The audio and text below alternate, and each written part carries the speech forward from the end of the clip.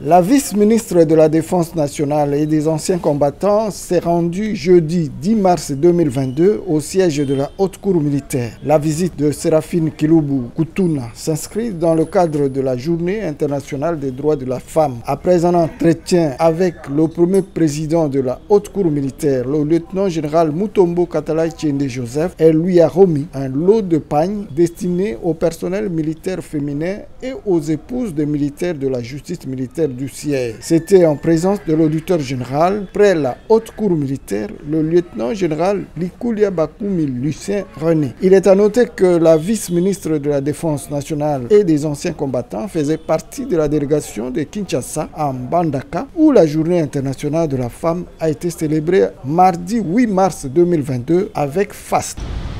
On a yé, okutana bino, amapinga na biso, pote na kanisaki en tant que maman, pour se présaper ba maman basi na bino. Yango na tamboli mwa bisiko na pona pour l'échantillon.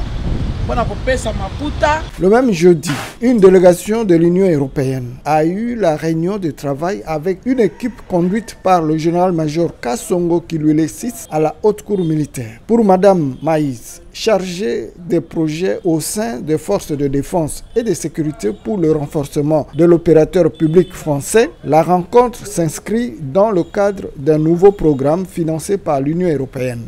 Il était question, a-t-elle indiqué, de se mettre d'accord avec la Haute Cour militaire sur l'objectif de ce projet qui est une suite de réalisation de l'ESSEC et du Progress par rapport à la mission des FARDC. La différence réside dans le fait que le nouveau programme vise l'évaluation des possibilités pour le soutien de l'Union européenne aux opérations militaires contre les ADF et autres groupes armés en Ituri et au Nord Kivu. Oui, alors l'essentiel de cette réunion, ça a été de nous mettre d'accord sur les priorisations d'un objectif que portera ce projet qui est l'appui à la réforme du PRA qui avait déjà été initié dans le premier Progress et dans le premier programme européen Progress et qui est la continuité de ce programme.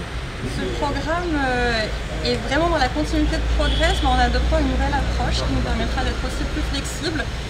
On le résume en ce moment un peu comme c'est un mélange de la mission ESSEC que vous avez connue dans la première partie des années 2000-2015 qui précédait le Progress, mais avec les objectifs de Progress.